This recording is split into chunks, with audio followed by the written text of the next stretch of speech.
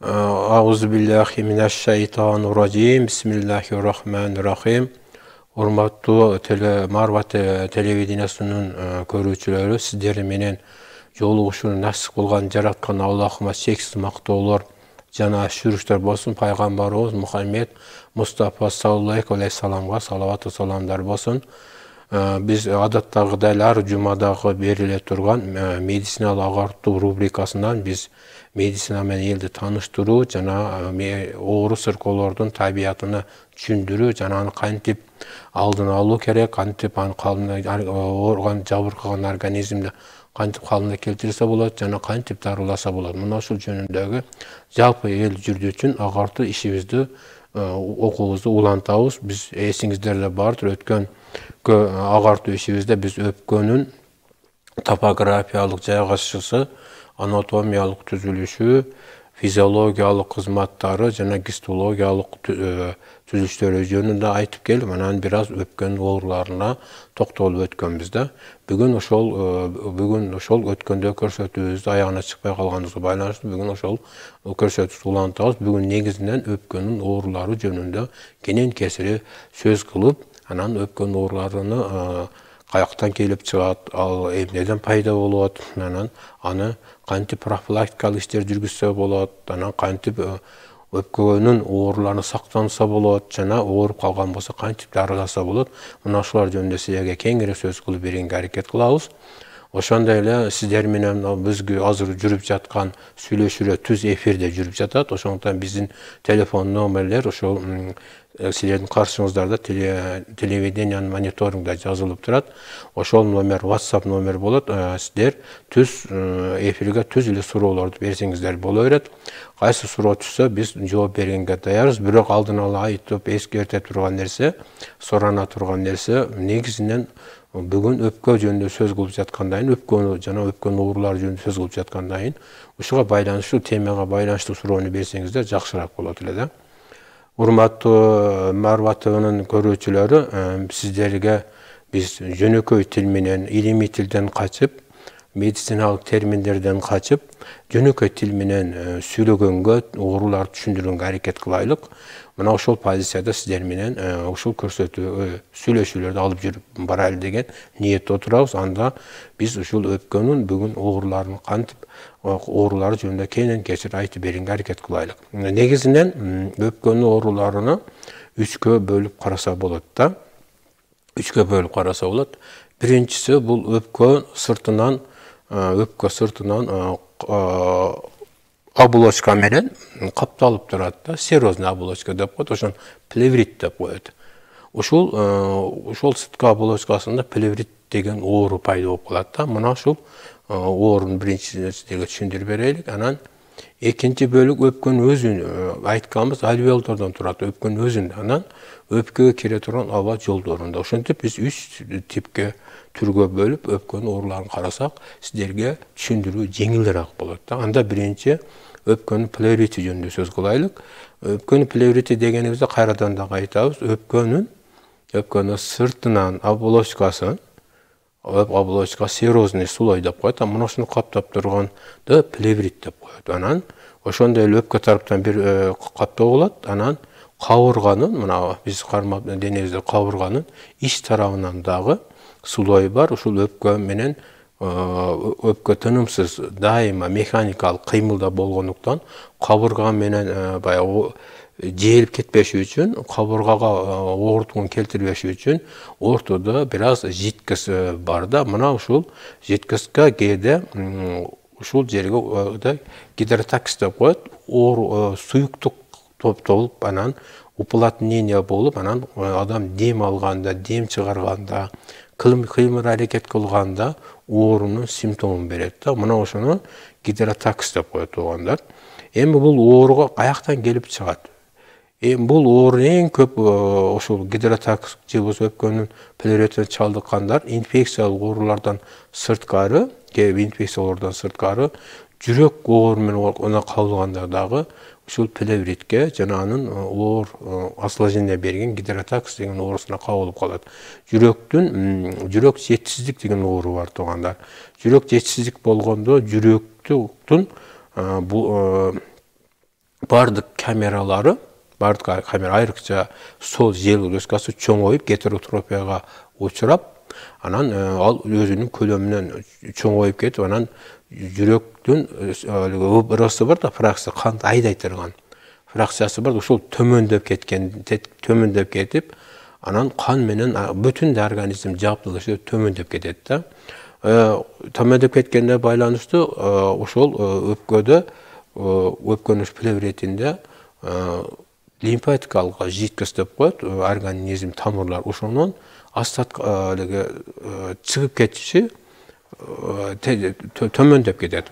Мына ошого байланыштуу ушул өпкөнүн плевра, ошол кабырга менен өпкөнүн серосул ортосундагы турган сулойдо суунун лимфатикалык жидкость көбөйүп кетип, ошондон ошону учураган адамдар ооругун кадимкидей оорунун симптомун сезет да. Мына ошону гидратакс деп коет. Көпчүлүгү ушул жүрөк жетишсиздик оорусунан кабылган кесепетинен болот. Экинчиси бөйрөк жетишсиздик оорусу болот. Анан кийин бөйрөктөн анурия деп коет. Бөйрөктөн сийдик чыгуусу төмөндөп кетет.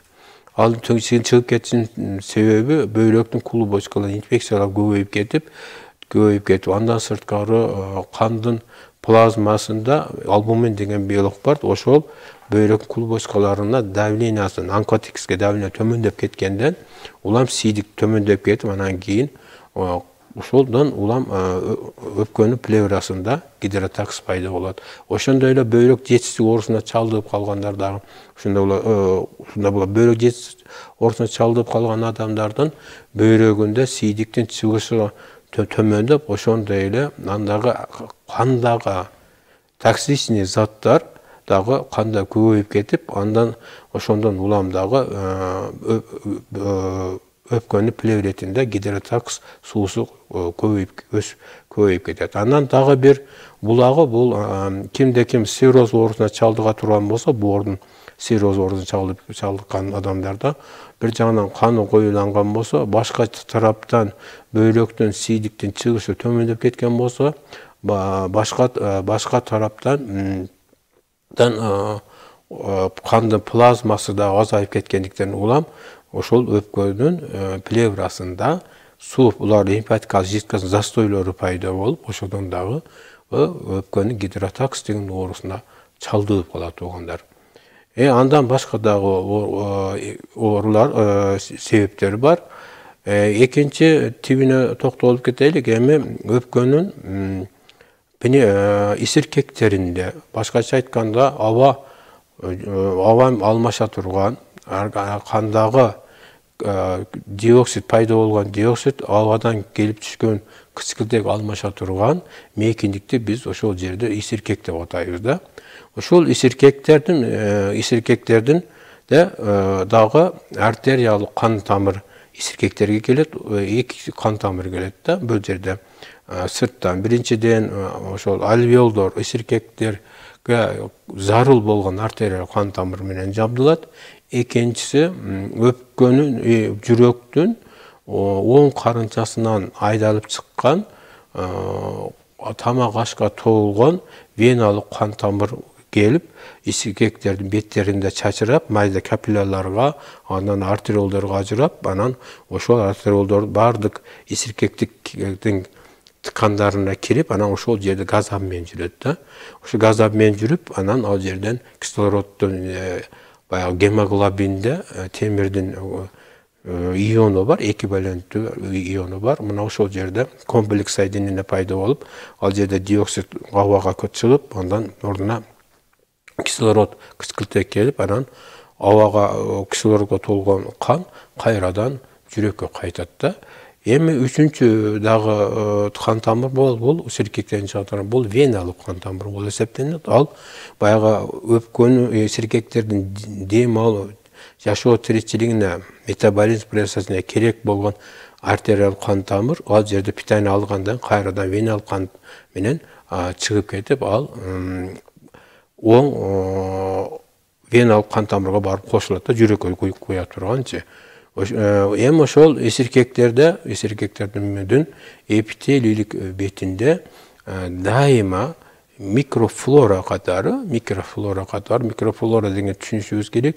Ошол эпителик бетинде дайыма жашай турган микроорганизмдер бар.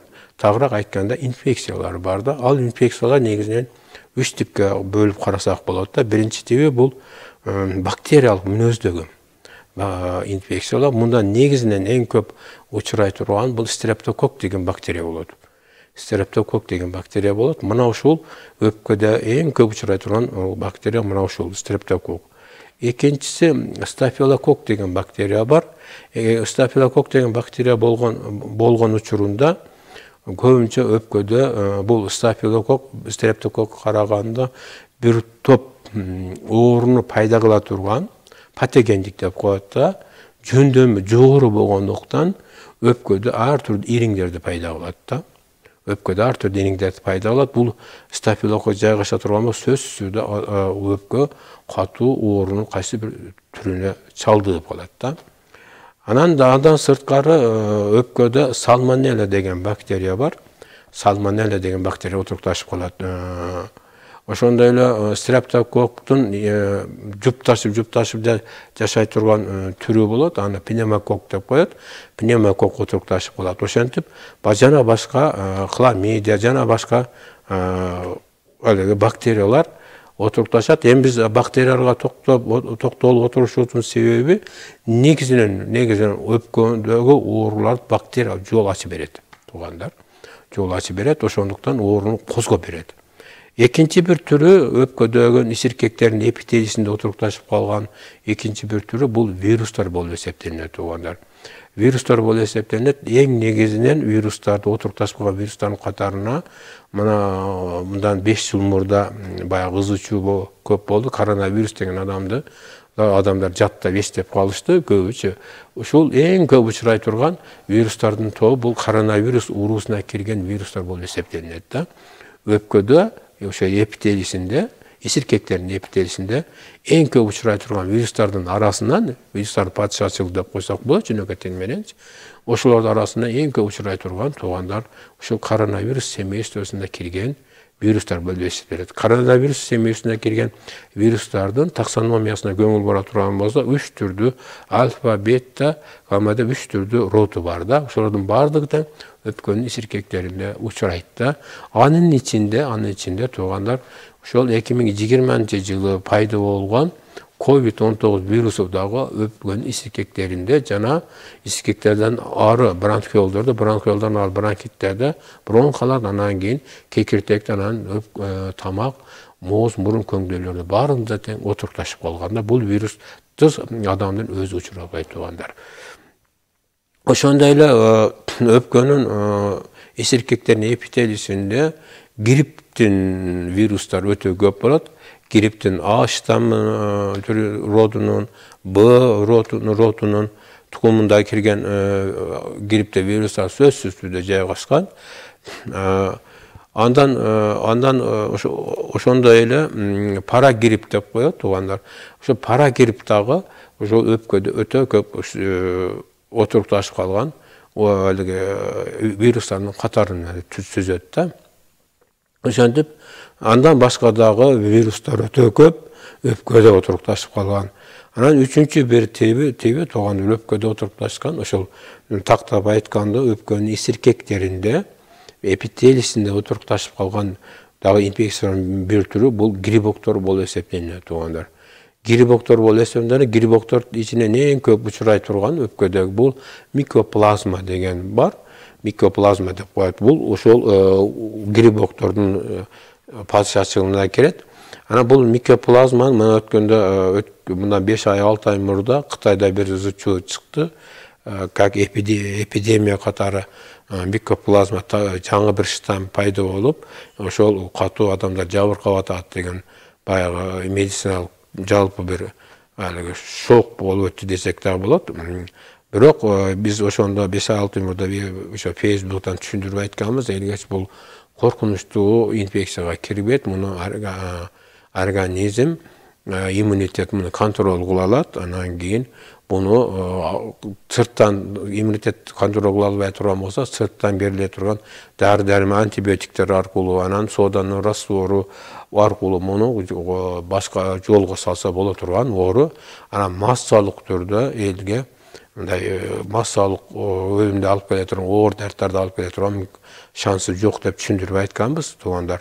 Бул ошо микоплазмада көпчүлүк учурда көбүнчө бул грипптен кийин, грипп болгондон кийин адам иммунитети резко түшүп төмөндөп кетет. Мына ошондо микоплазма күчөп чыгат да. Ошол учурда бул өзүнүн патогендик действиясыны ишке ашырып калат да. Ошондо өпкөдө эгер компьютерный томография түшө турган болсо өпкөдө мындай бул uzun jipçe окшогон анда тактарды калтырат да, микоплазма оор пайда боло турган болсочу. Эми туугандар, өпкөнүн оорусунун өпкөдө исиркектеринин biraz biz kantip terçilik kıla turanda көңүл буруп кетели, себеби туугандар өпкөнүн пневмониясы менен өтө көп адамдар жабыркайт, Мисалы 10 адамда компьютер томографияны өткөрө турган болсаң, где-то ошонун 7 орточо 7 адам сөзсүз өпкөн кайсы бир пневмониясына чалдыгып калган болот. Ошондуктан бул оору өтө көп учурагандыктан биз өпкөнү ушул пневмонияга ооруга учураган адамдарды үчүн анан жалпы эл кызыккандар үчүн айтып коелук, туугандар. Өпкөнүн исиркеги бетинде жука бир пленка болот да, аны сурфактант деп коет да, Мына ушул сурфактант туугандар май кислотасынан турат. Ал май кислотасы туугандар пальмовое масло деген бар. Бизде өспөйт, баягы экватордо субтропикал климатта жашаган өлкөлөрдө, Малайзия, Индонезия сыяктуу өлкөлөрдө, Вьетнам сыяктуу өлкөлөрдө пальмовое масло өсөт. Анан ушул негизинен пальмовое кислотадан турат, туугандар. Ошондуктан мен ушул учурдан пайдаланып айта турган нерсем, туугандар, убакыт менен, мезгил менен биз тамак ашка пальмовое кислотаны кошуп, ошодон тамак жасап, пальмовое маслодон тамак жасап пайдаланып турганыбыз ар бир адам үчүн пайдалуу болот. Айрыкча пневмония менен ооругандар үчүн. Бир эле ошол эле учурда, ошо пальмовое маслону пайдалануу менен бирге, ушул пальмовое масло исиркектерге жетип, ошол жерде өзүнүн структурасына катышыш үчүн ал жерге витаминдер керек болот.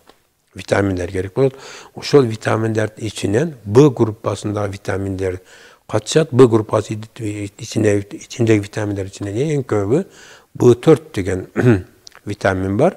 V4 деп коет, баягы жөнөкөй химиялык формуласы холин деп коет. Холин, кээде изохолин деп коет. Мына ушуну пайдаланып жүрүш керек да, B4 деген витамин.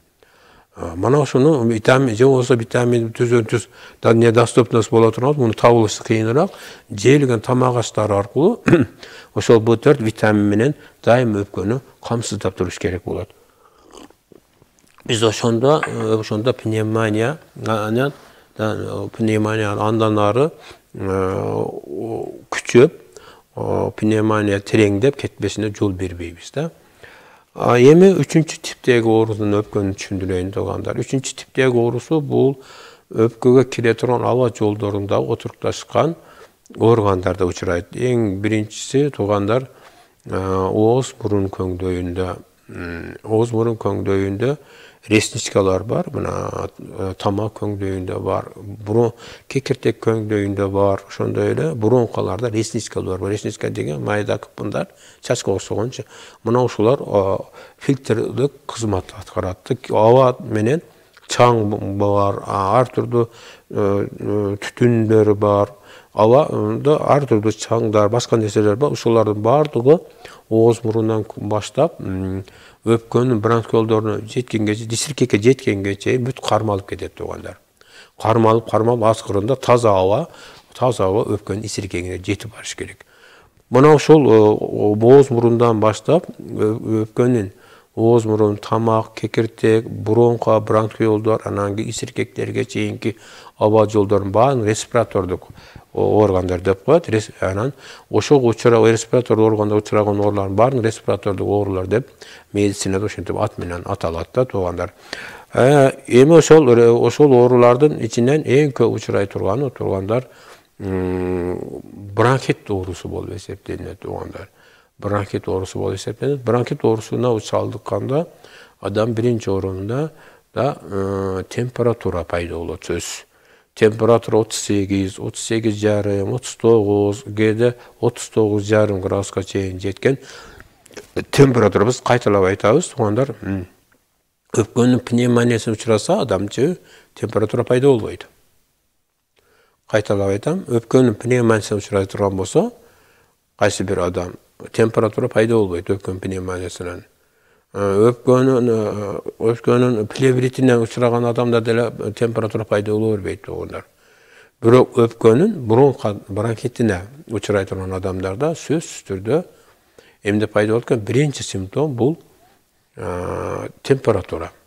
Температура 38, 38,5, 39,5 болгон температура берет. Анан кийин 3 күн, 4 күн же 1 жумабы температура бергенден анан кийин жөтөл пайда болот. Жөтөл пайда болот. Жөтөлдөн кийин какырык пайда болот туугандар. Буну эми түшүндүрүп берем. Эмне үчүн температура чыгат өпкөдө? Өпкөнүн бронхалары туугандар, өпкөнүн исиркек, мисалы өпкөнүн биримде катар исиркек эсептелсек, өпкөнүн бронхалары бул хрястерден турат туугандар. Хрястерден турат. Хряст дегени кемирчектерден турат. Кемирчектердин ткандык структурасы дагы, клеткалык структурасы дагы өпкөнүн альвеолдоруна кескин түрдө айырмаланат. Ошол эле учурда ошол өпкөнүн кемирчектеринин ички беттеринде эпителий отурукташкан, эпителий жукалык катмар бар. Жука катмары бар.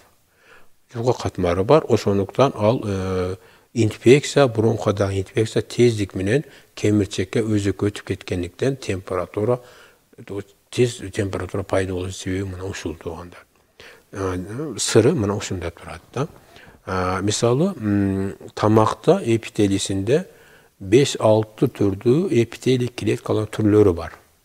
Кайталап айтам, мисалы, тамактын эпителийсинде, эпителийлик ички бетиндеги ткандарында, эпителик ткандар 5-6 түрдүү клеткалардын түрүнөн турат. Анан алар катар нымдуу, жарым нымдуу болуп эки катар турат. Ал эми кекиртекте таралуу бронхаларда, бронхиолдордо туугандар андай жарым нымдуу сулойлор жок. Жука сулойлу эпителийден тургандыктан ошондон температура берилет, температура чыгып кетет. Ошол бронхалар эгерде шамалдап кала турган болсо, ошондо температура чыгып кеткендин себеби мына ушул. Эми дагы бир башка жагын айтайын. Бронханы мен өзүм дагы жок эле дегенде 3-4 жолу бронхит менен ооруп, мен ошол врачтардын жардамына муктаж болгом көп жылдар бою. Почти бир 25 жашымдан баштап ошол бронхадан мен жабыр тартып келген адамдарды билемин. Ошондуктан мен өзүмүн практикаман айтсам, сиздерге ишеничтүү болсо керек деген ойду айтып атам да. Өзүм мен дарылаган врачтар деле буну дарылагам деп айтса керек, эми телевидениеден көрүп отуруп. Бронхит туугандар негизинен бул гепатиттик вирус пайда кылат ушуну. Бронхит оорусуну гепатиттик вирус пайда болот. Гепатиттик вирус эгерде активдүү болуп кете турган болсо, адамдар организмде айрыкча иммунитеттин башкаруусуна моюн толгоп, жөнөкөй тирең моюн толгоп калган учурунда адам кокусунан шамалдап кала турган болсо, тездик менен бронхит оорусуна чалдыгып калат туугандар. Кайталап айтам, ушу сиздерге түшүнүктүү болуш үчүн, себеби мен айткан нерсе медицинада такталбайт, аныкталбайт. Бронхит оорусунун келип чыгышы туугандар эмнеге байланыштуу экен? Гепатиттин вирус А деген вирус, же болса әлеге телемөшінде тұрады аталышы гепатит А вирусу, боордо отурукташкан гепатит А вирусу активдүү болгон учурунда, иммунитетке моюн сунбай, моюн толук калган учурунда адам бир аз шамалдап кала турган болсо бронхитке учурайт. Бронхитти дарылаш үчүн туугандар, албетте медицинада капельницалар бар, антибиотиктер бар, анан ысык өкөлдөр бар, аны менен бере турган болсо басылып калат. Осыр бронхит басылып калат. Бирок пайда болгон бронхит оорусу калып калат. Да кайсы бир убакыт келгенде адам ооруп калганда, гриппке чалынып, же үшүп, же суу калтырып калганда кайрадан бронхит оорусу пайда болот. Мына ошол бронхит оорусун пайда кылган бул гепатиттин вирус А деп мен ушул гепатит вирус Аны басаңдата турган болсоң, ошону блокировать ете турган болсоң, бронхит оорусунан толук айып кетсе болот. Бул биринчи учуру. Эми экинчи учурун айтайын. Адамдар өтө көп адамдар бар, бейтаптары бар. Бронханын ошо бронхиттен өтүшүп кеткен оорусу болот. Бул астма оорусу тууганда, бронхиалдык астма оорусу.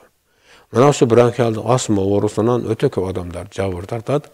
Сөзсүз баягы оозуна чачып тура турган дары-дармектер менен жашашат, анан өтө кыйналышат да. Мына ошону дагы мен эскертип айта турган нерсем, астма оорусу менен ооруган ар бир астма оорусунда, бронхиалдык астма оорусундагы бронхит гепатит пайда болгандай, аны да гепатит А пайда болот. Кайталап айтам, бронхиалдык астма оорусу гепатит А пайда болот. Эми туугандар, мунун дарылоосуна келе турган болсок, биринчи оору осложнениясын түшүндүрөйүн. Оору татаал, эмнеден улам татаалдашат. Азыр эле мен силерге айтып өттүм, өпкөнүн исиркектеринде пайда кыла турган оорулардын негизинен 3 инфекция пайда кылат, патшачылык дедим да. Биринчиси бактериялар, анан вирус, анан грибоктор. Алардын ичинде микоплазманы айтып өттүм. Ошондой эле кандида дегени бар. Дрожжеподобный грибоктору бар, аспареллогюлус грибоктору бар. Астмага өткөндө, бронхиалдык астмага өткөндө, астманы күчөткөн, адамды кыйнаган, демди кысылтырган, бул аспареллогюлус негизинен аспареллогюлус деген грибок болот, пайда болот. Бир аз кандида да катышат, бирок микоплазма катышпайт. Негизин кайталап айтам, бронхиалдык астма менен ооруган адамды астманы күчөткөн, адам дем алуусуну кыйындаткан,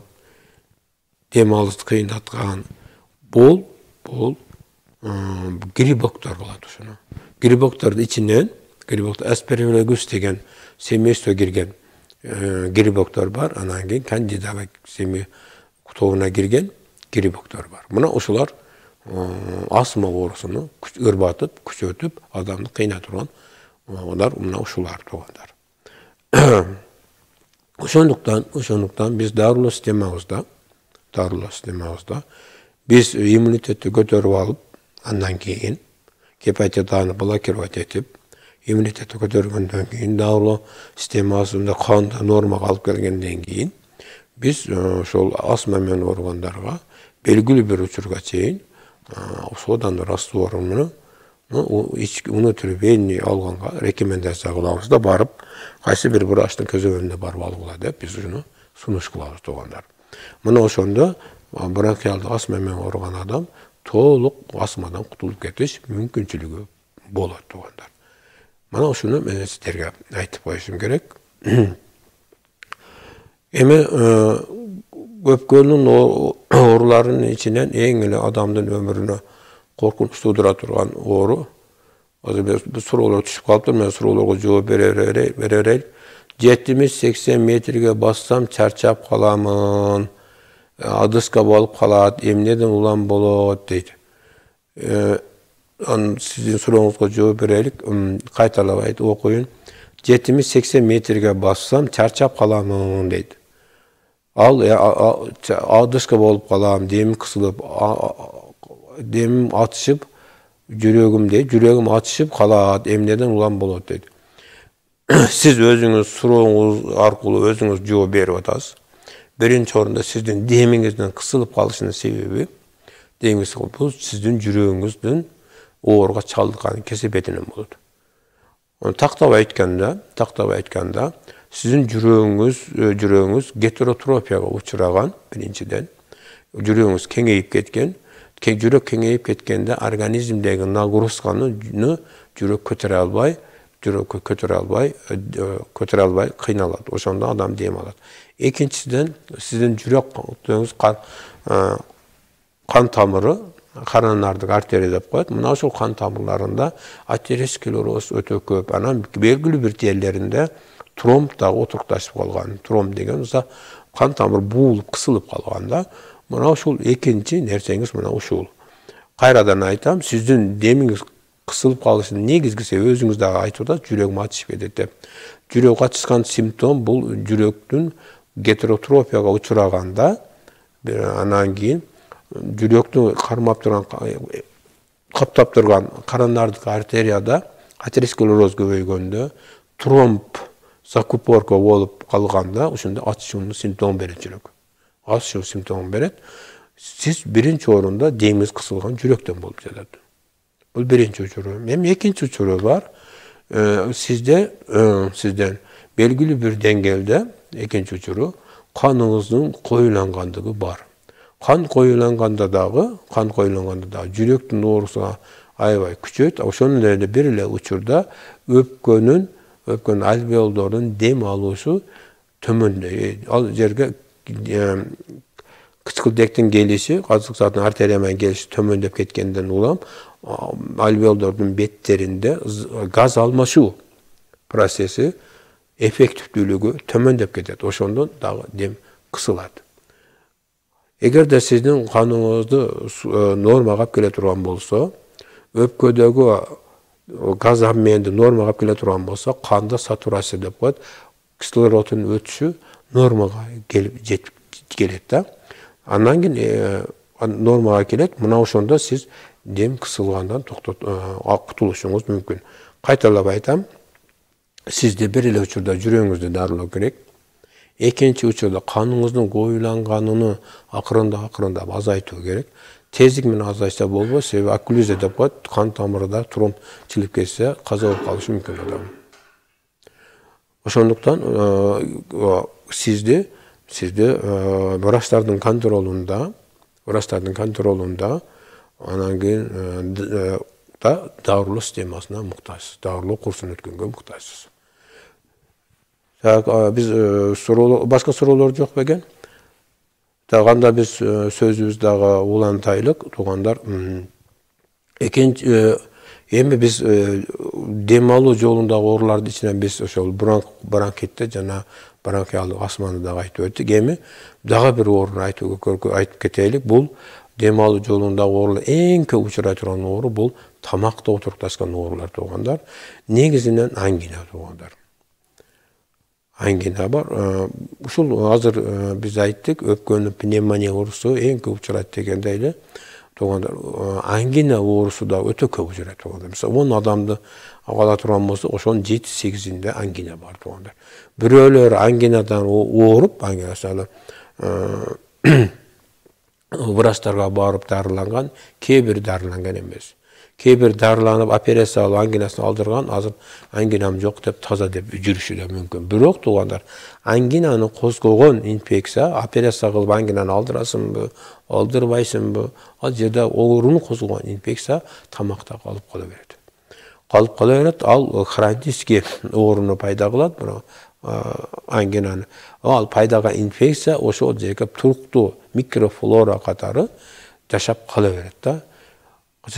Бир гана ошол тамакта гана жашап калып турбастан, бул мисалы кээ бир дем алуу жолу менен өпкөнүн кекиртегине, кекиртектен ары бронхага, бронхадан бронхиалдан ары алеге өс еркектеріне пайда қылып, мен сөз башында айттым ғой, бактерия мысалы стрептокок, стафилокок, сальмонелла, жана башка оорулардын бардыгы ошол тамак аркылуу, ангина аркылуу өпкөгө кетет.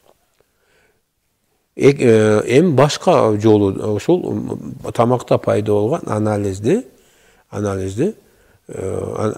тамак пайда болгон мен азыр буну суроону жооп берип анализ тапшыргам дейт. Стрептокок чыкты, бул эмне болгон бактерия деп сурап атат.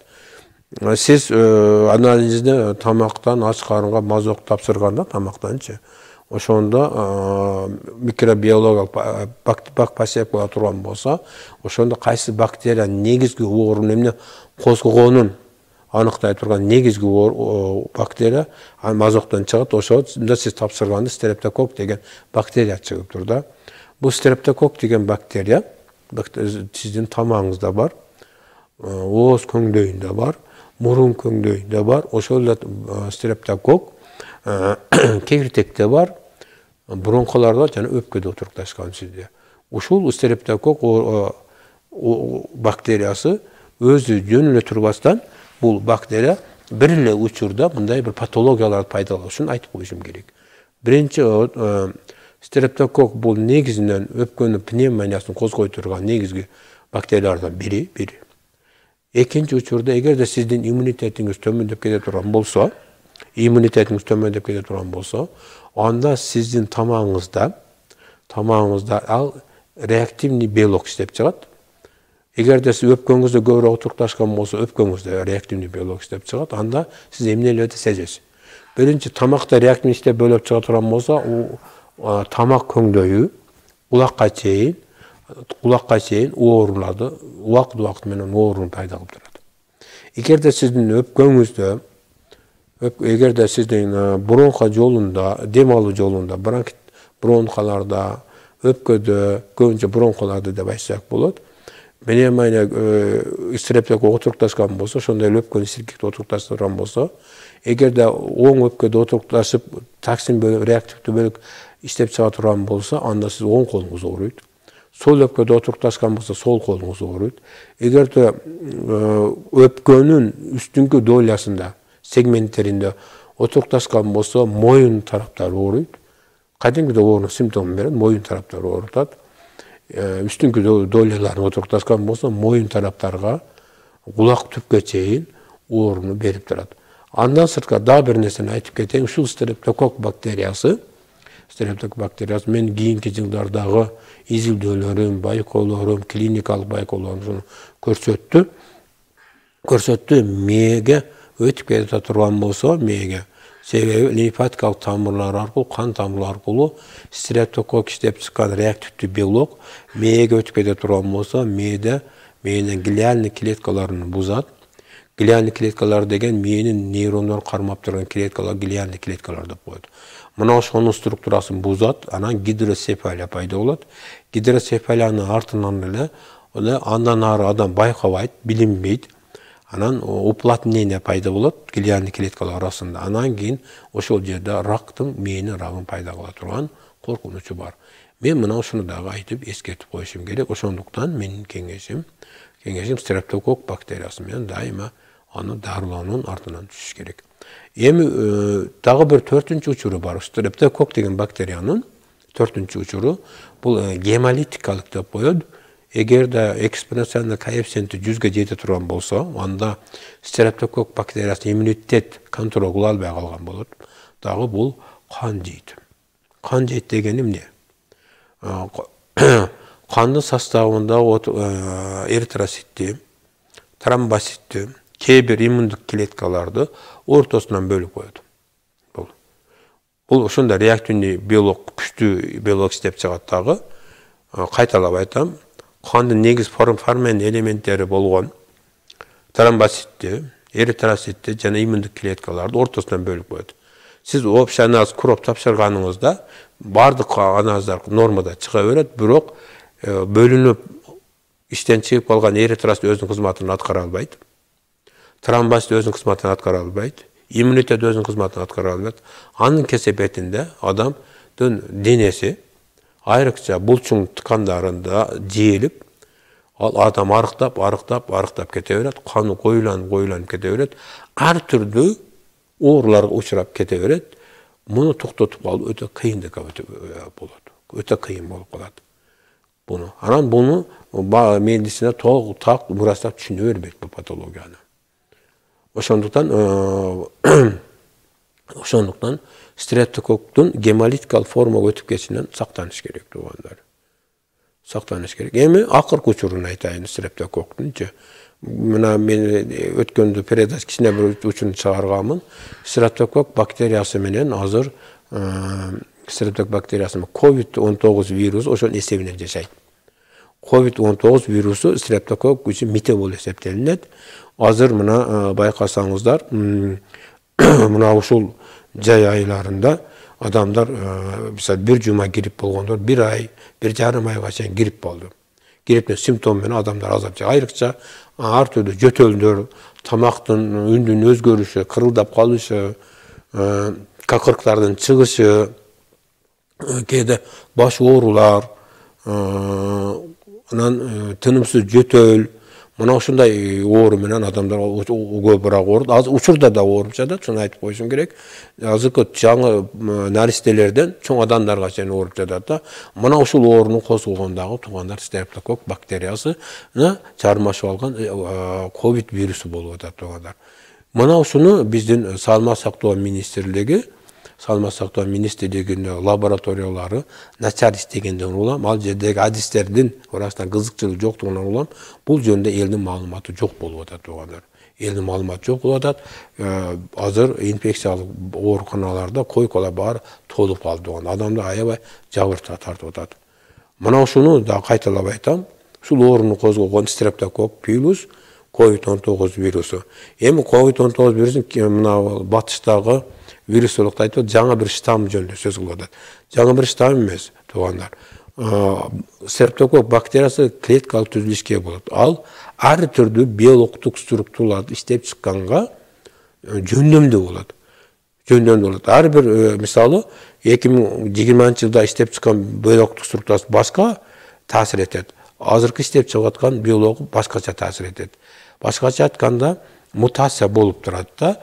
Streptokok bakteriyası. An mutasiya boluşunu bul COVID virüsünden de burasta medisine düşünüp aşıp getirip koyup atat tuğanlar. Oşonduktan tuğanlar kaytalap aytam, azırkı жүрүзүп atkан griptin, bir aylık gripten bardığın azam tartıp atkanlar, mana uşul COVID virüs streptokok bakteriyasının ayrıca streptokok bakteriyasının reaktifli biyolog işlep çıkandan kesepetinden adamlar jabır tartıp atat tuğanlar. Uşul tak sizdin suroğunuz boyunca mına uşul düşünüktör. Tagandanlarda ulantaylık sözüzdü. Emi tuğanlar tamak köngdöýünde oturtaş angina menen jabır tartkan adamlarda egerde dem alуу jolu menen kete turgan bolsa ayttık, öpkөнү sirkitlerге çeyin infeksiya jetip barat dep ayttık. Emi uşul anginada, tamak köngdöýüne bilesiňer, jegen tamak aş koku arkulu kızılöngöçtün aşkazan içki içegen an joğun içe gödür. Şunu payda kılgan tamaktagı şol streptokok payda kılmaz streptokok, stafilokok payda kılmaz stafilokok, salmonella payda kılmaz salmonella, jana başka bakteriyalar oşulur ikinci jol menen tamak aş siňiri jolu menen dagı içki organlarga infeksiya katары taşılıp ketedi. Migrasiya, joksa migrasiya bolat. Birinci kızılöngüçke bara oturtaşat, anan aşkazanга bara oturtaşat, andan 12 içe oturtaşat, andan arı joğun içege bara oturtaşat. Uşul angina payda algan bakteriya. Emi anginanı da düşündürüp koyun. Öpköde epitelisinde 3 padişahçılıkka girgen infeksiya oorunu payda algandayla adamda anginasında negizine kozgoğuçu bakteriyalar bolat. Oorunu küçöte turgan, adamda jabır katata turgan, bul gripoktor bolup eseptenilet. Oşonduktan bakteriyalar gana jasalgan antibiotikler köp payda berip atkan sebebi bir ele uçurda uşul oorunu küçöte atkanda gripoktor bolup eseptenilet. Endi bir nerse bu жерде bir nerse aytып koyuşubuz gerek. Men bu bilimsizlik bilen emes. Griп oktorдун o adamdın organizmde yaşagan, oorunu kozgop çıkkan griп oktordu ilim hali izildep düşüne elek tuğanlar. Bu menükünü emes. İlim hali izildep düşüne elek. Bolgonu ошол griп oktor padişatına kirgen 7%'nin gana türünü bilet. İlim kaganı bilmeydi tuğanlar. Даже adam kaza bolup atkan uçurunda dağı griп ok buup dem kısıp buup oşadan adam kaza oluyordu. Ben bunu klinikal praktikamda görüp duruyorum da. Klinikal praktikamda görüp duruyorum. Tamaktın anginan küçöde durgandağı griп oktor bolu eseplenedi onlar. Griп oktor bolu eseplenedi. Anan üçüncü tasir bu viruslar bolu eseplenedi. Viruslarga negizinden aittik. Gripte viruslar, para grip, koronavirus, jana başka viruslar semiyestosuna kirgen viruslardağı ошол oorunu kozgoydu. Demek mına jыйынтыктап aytkanda adamların anginası oorusunu 3 tiptegi padişahsıdağı bardıq infeksiyalar birgelikte kozgoydu. Mına oşunu düşünüp alışыбыз gerek. Emi gigenаны düşündüreyin doğanlar. Gigenаны düşündüreyin. Uşul jerde aytıp ketmesek bolboydu da. Gigenaga adam birinci orunda hazır jay ayı geldi. Gündün ısık bayağı ısıp durgan uçuru. Şunda adamlar denesi ısıp geçse emnege Türkayt birinci orunda muzdak içimlikler içkenge umtuluşat. Muzdak. Haladin bolganda da haladinikten alıp içkenge hareket kılışat. Mına uşul kimde kim hangine bar bola turgan bolsa, mana uşu hangine küçöte turgan uşul muzdak içimlikte bol eseplenir. Su içesin mi, napitkalar içesin mi, başka içesin mi, negizine haladinikten tüzden tuz muzda kılalı içme. Ben birinci kezekte bana oşunu sizlerge rekomendasiya kılam da, sunuş kılam. Haladinikten muzda içmegenge hareket kılgalı aytam. Kimde kim hangeneme uğrugan bolsa. Emi gigena jönde söz kılıp kaldık, emi üçüncüsünde öpköge teşebbüsünde aytıp koyuşum gerek. Öpkönün doğrusunu küçültmesi için, öpkö oorusuna çaldıkbaşı için tuğanlar öpkönün de özüne jaraşa emnesi varken gigenası var. Gigenası mınday tuğanlar. Biz gusul kılıp juğungandan keyin adamdın terisi ısık suda açılıp kengeyedi. Anan al biz kurganı bütköndөн keyin al belgili bir vakitga çeyin özünün burada avalına gelgenge vakit talap kılınadi. Oşol vakit aytal biröөнө 10 minutga sozuladi, biröөнө 15 minutga, biröөнө 20 minutga sozuladi. Mına oşol vakit aralığında жаздын günü bolobу, kıştın günü bolobу, güzdün günü bolobу adam bu 20 minutga ortaça жылуу kiyinip turuş gerek. Mına oşol жылуу kiyinүү öpkönün samaldap kalısından ehtiyat saktangan bolu eseplenedi. Mına şu en negiz giyene mına şu. Sebebi köp adamlardın kolu doğru orup, muğundары orup geletana men surap tekşergende azırkı gusul kılgandan kiyinki, juğungandan keyin köpkö çeyin jеңил kiyinip жүрөрgөн kesepetinen payda olur.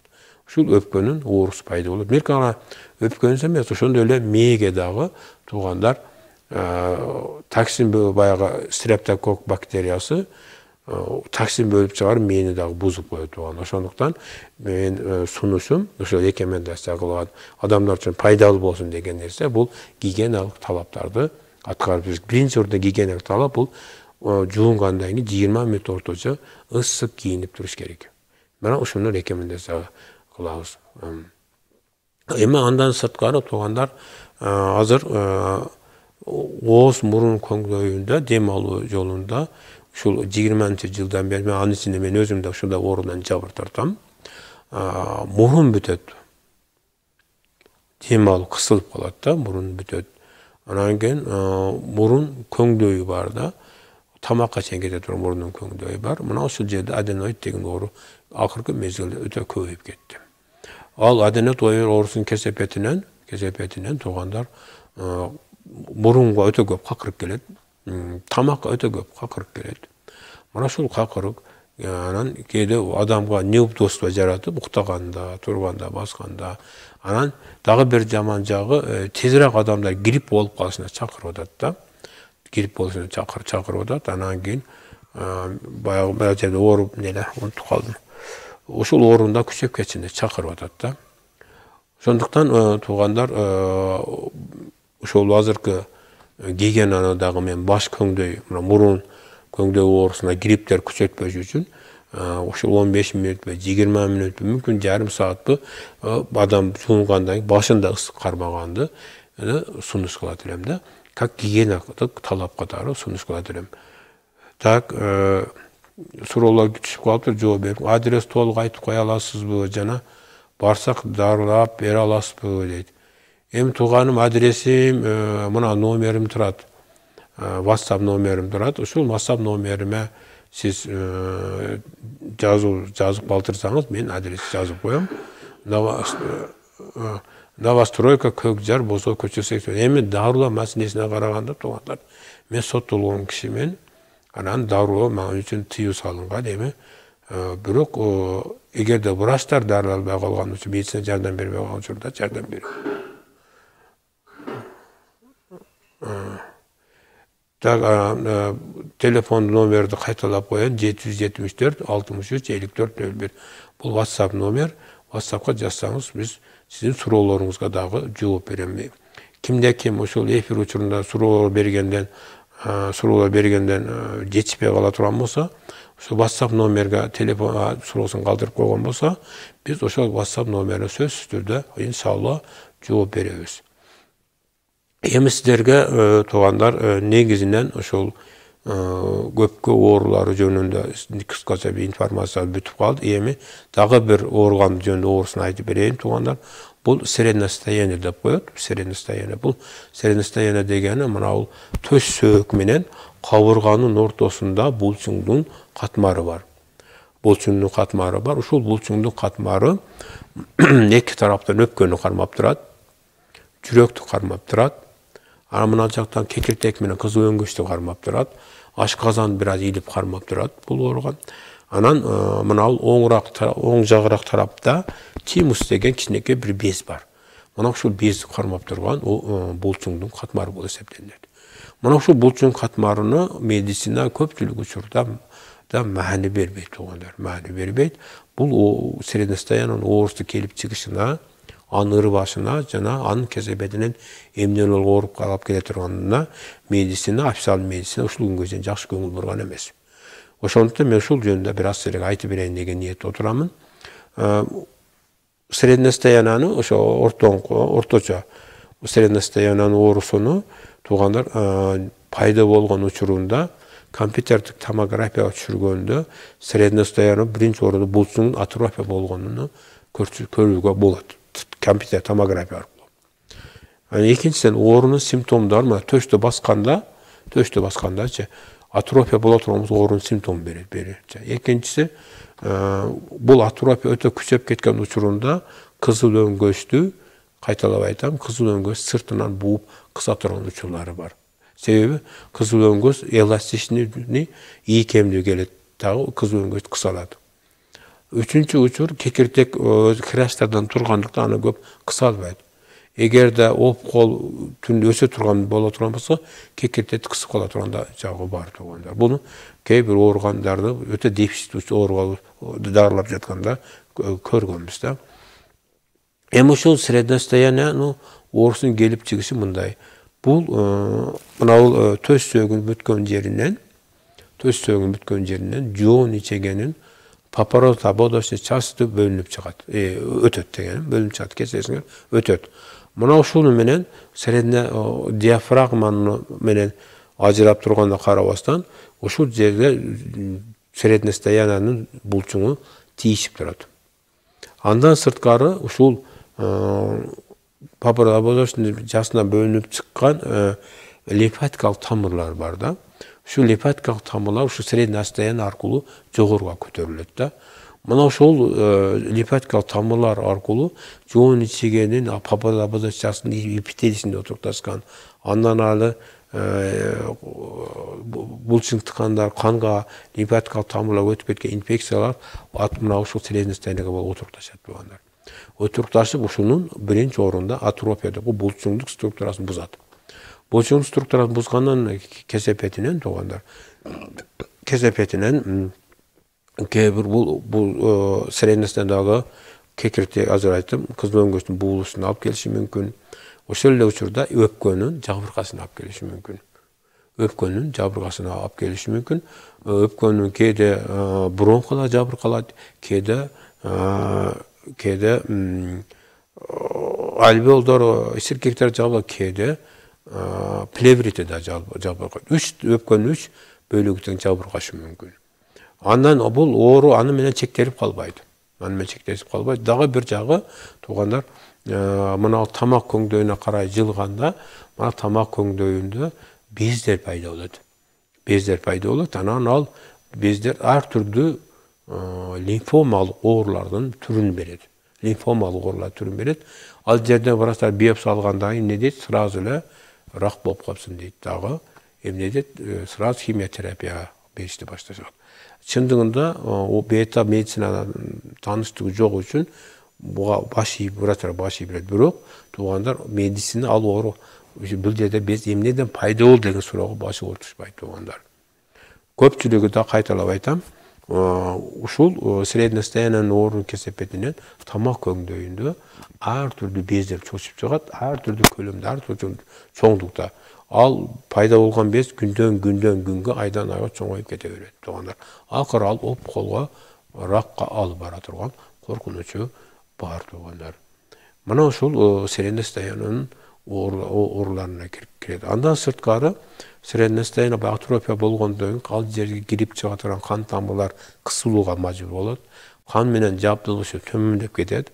Анын кесепетин азыр эле мен сиздерге айтып өттүм туугандар. Тимус деген кичинекей бир без бар туугандар. Мына ушул бездин кызматы өтө жогору. Башкача айтканда бул тимус деген безде Т деген лимфоциттер ошол жерде жетилип, анан канга көткөрүлөт. Ал биринчи Т деген лимфоциттер булар адамдын канына келип түшкөн, лимфатикалык тамырларга келип түшкөн. Биринчи орунда инфекцияларды аныктап, ошол инфекция бар экен обнаруживать эте турган иммундук клетка болуп эсептелинет туугандар. Ошондуктан бул бездин кызматы өтө жогору. Ошонун жабыркасын алып келет. Иммунитеттин төмөндөп кетишине врачтар көңүл бурбай эле, бул тимус оорганы төмөндөп кетишин көңүл бурбай эле агрессивный ар түрдүү лечение жибериши мүмкүн. Дагы бир учурдан пайдаланып айтып калайын туугандар. Бул тимус деген оорган туугандар жаш балада төрөлгөндөн 33 жашка чейин бул көлөмү боюнча өсөт. Памят этпеген болсо, 30 граммдан ак берген болсо керек. Муну эске тутум уят кылып койбосо, 33 жашка чейин бул өсөт, бул тимус деген оорган. 33 жаштан баштап бул айдан айга, жылдан жылга кичинерип кете берет. Кичинерген сайын адамдар ооруга көбүрөөк учурай берет. Себеби эмне экен? Тимус оорганда истелип чыга турган Т лимфоциттердин саны азайган сайын адамдар оорукчан болуп кете берет. Жыл өткөн сайын адамдар картайган сайын ооруга көбүрөөк чалдыгып кете берет. Организм начарлап кете берет. Ошондуктан туугандар тимус деген ооргандын мааниси өтө жогору болуп эсептелет. Ким средностояниясын жакшы кармай турган болсо, атрофия кылбай турган болсо, атрофияга жол бербей турган болсо, анда тимус деген оорган жабыркабайт. Жабыркабагандан кийин адам иммунитеттин иштеши жакшы болот. Иммунитетин кайталап айтам, адамдын организмине келип түшкөн инфекцияга биринчи орунда обнаружить эте турган, таба турган, ал кайсы инфекция экенин аныктай турган, тактай турган бул Т лимфоциттер болуп эсептелинет. Т лимфоциттер көкүрөк адамдын көкүрөк көйдөнүндө төс сөөгүнүн оңураак тарабында отурукташкан без иштеп чыгат. Туугандар. Без бул булчуңдардын арасында отурукташкан. Ошондуктан средностоянный булчуңуна атрофия жол бербеш керек. Эми профилактикасы кандай? Биринчи орунда туугандар мына төс сөөгүнүн ылдыйына басканда, эгерде катуу дем чыгартып басканда оору симптом берген болсо, анда сиздин ошол жоон ичең папорот абодосчасында лимфаденопатия деген оору пайда болгон билдирет. Лимфаденопатия деген оору пайда болгондон кийин бул деген нерсе ошол ичинде отурукташып аткан инфекциялар токсин бөлүп чыгарып, bakteriyalar, viruslar, griboktor, ушул Средностайны көчү миграция болуп атканын түшүндүрөт. Көчү миграция болгондон кийин булар эмне кылат? Средностайнаны ооруга чалдыктырат. Ооруга чалдыктыргандан кийин адамда кээ биринде перикард пайда болуп калат, кээ биринин өпкөсүндө плеврит пайда болуп калат, кээ биринин өпкөсүн бронхаларында ар түрдүү оорулар пайда болуп ошондой эле изеркектерде ар түрдүү оорулар пайда болуп калат туугандар. Суроо түшүп калыптыр, жооп берелик. Саламатсызбы? Менин жолдошумдун жүрөгү өпкөсү таза дейт. Рентген УЗИ бирок одышка боло берет. Неден дейт? Так, эгерде сиздин күйөөңүздүн жүрөгү электрокардиограммасы 2 күндө тапшырганда, жүрөктүн УЗИсинен өткөндө, ошондой эле өпкөнү флюорографиядан өткөргөн учурунда таза дей турган болсо, ошого карабастан сиздин күйөөңүз дем кысылып аткан болсо, анда сиздин күйөөңүздүн оорусуну врачтар түшүндүрөт. Биринчи маселе ушул. Экинчиси, эгерде дем экинчиси учуру сиздин ооруга учурган электрокардиограмма, эгерде жүрөктө оору бар боло турган болсо, сөзсүз түрдө көрсөтөт туугандар. Ушуну көрсөтөт, сөзсүз түрдө көрсөтөт. Бирок бул жерде кардиологдун бир ошибкасы бар. Азыр кардиологдорго бара турган болсоң, кардиологдор эки нерсе кызыгат. Сен жүрөгүң кан тамырын текшергенге, ал жерде коронография болот. Ал 21 000 сом пул турат. Анан кийин тромб обнаружение турган болсо, коркутуп туруп стенд коюп, акча кылганга кызыгып калган. Ал эми электрокардиограмма көрсөткөн патологияны дарыланганга кызыкпай калган туугандар. Вот кайталап айтам, сиздин күйөөңүз дем кысылып аткан болсо, сөзсүздө жүрөк ооруйт. Жүрөк сөзсүздө ооруйт. Анан өпкөсү ооруган адам дем кысыла бербейт. Өпкөсү ооруган адам, кайталап айтам, дем кысыла бербейт. Негизи дем кысылуу туугандар жүрөктөн болот. Жүрөк начар иштегенде ошодон көбүрөөк дем кысылат. Ошондуктан менин кеңешим, кааласаңыз ал 2 күн азыр сүрөткө тартып жөнөтсөң, электрокардиограмманы окуп көрүп, жүрөгүндө кандай оорусу бар экенин айтып берүүгө аракет кылайын. Кааласаңыз мени WhatsApp-ма жүктөн, кааласаңыз Бишкекте болсо алып келсеңиз, мен электрокардиограмма боюнча сиздин күйөөңүз кандай жүрөк оорусуна чалдыгып калган, ошону түшүндүрүп айтып берейин. Так, экинчи суроого жооп берем. Саламатсызбы? Экинококк оорусу кандай? Бул биздин кудабыз операция болду. Азыркы учурда жеген тамагы ичегиси жыртылып, операция болгон жерден чыгып жатат дейт. Кайталап окуйун. Саламатсызбы? Алейкум ассалам. Экинококк оорусу кандай болот? Бул биздин кудабыз операция болду. Азыркы учурда жеген тамагы ичегисинен жыртылып, операция болгон жерден чыгып жатат дейт. Чындыгында сиздин кудаңыз оор дартка чалдыгып калыптыр. Бул экинококк деген бул жумуру курттардын тибине кирген, классына кирген мите болуп эсептелинет. Бул мите бир гана боордо эмес, бул мите жоон ичегиде, ичке ичегиде жашайт. Ошондой эле кээ бир учурда өпкөдө да отурукташат, кээ бир учурда мээде да отурукташат да, кээ бир учурда табарсыктарда отурукташып калат. Бул ошондой мите. Бул экинчиси, митени түшүрө турган медицинада дарылар жок, өзү өлтүрө турган. Бирок патогендик оорусун азайта турган дарылар бар. Yana üçüncü mesele, siz ошол кудаңызды операция жасаган болсо, бооруна операция жасаса керек, ошол жердеги экинококкту врачтар терип алган болсо керек. Бирок ошол эле учурда сизде айтып жатасыз, жеген тамагы ичегесинен чыгып жатат деп атасыз. Бул деген нерсе жоон ичегеси ооруга чалдыгып, сиздин кудаңыздын врачтар сол тарапка, жоон ичегенин сол тарабына жөскө нисходящий жасап коюп, ошол бөлүгүнө холостом орнотуп койсо керек. Холостом орнотуп койсо, сиз ошону ичегесинен жеген тамак ичегесинен чыгып атат деп түшүнүп атасыз да. Холостом орноткондун себеби сиздин кудаңыздын жоон ичегесинде опкол бар болуп, анан ал жоон ичегин кысып бууп калат да, заңды өткөрбөй калат. Ошондо врачтар аны операция гана жасайт.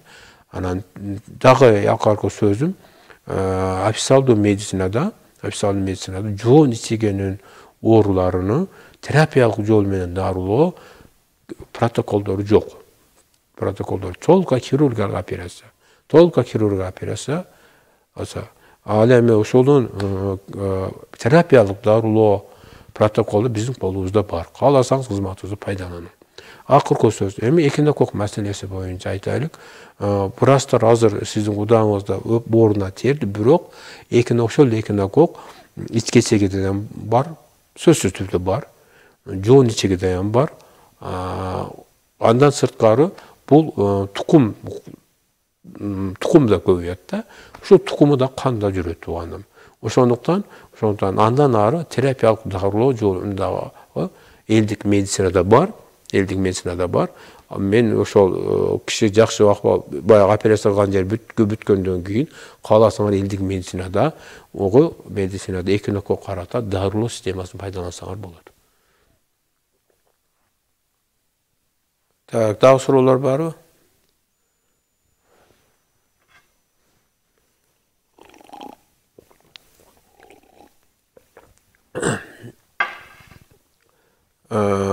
Эми туугандар, дагы бир жолу кайталап айтам. Мына средностояние жөнүндө айтып түшүндүрөйүн. Туугандар, бул ооруга, средностояние оорусуна, же болбосо булчуңдардын атрофиясына жол бербеш үчүн туугандар жоон ичегин текшерип туруш керек.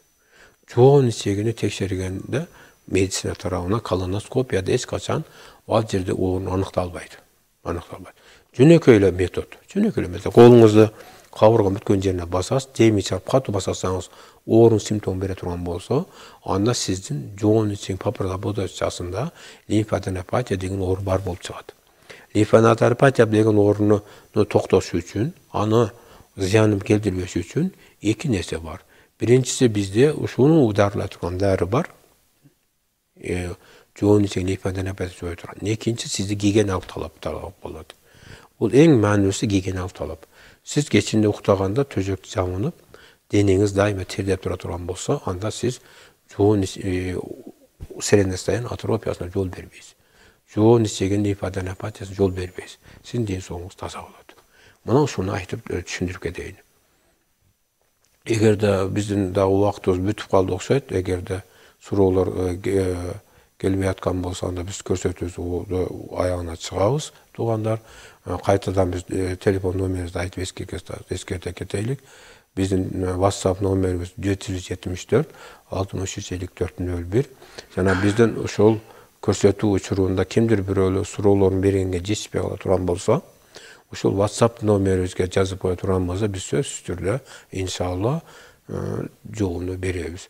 Баарыңыздарды ушуну менен коштошобуз. Баарыңыздар Аллахка аманатсыңар. Баарыңыздар өмүрүңүздөрдү Алла Таалам узун кылган болсун. Чын ден соолуктун ээси кылган болсун. Бул дүйнөнүн жана акыреттин жакшылыктарын Алла Таалам ар бир момун мусулманга насип кылган болсун. Көрүшкөнгө чейин саламатта болуңуздар.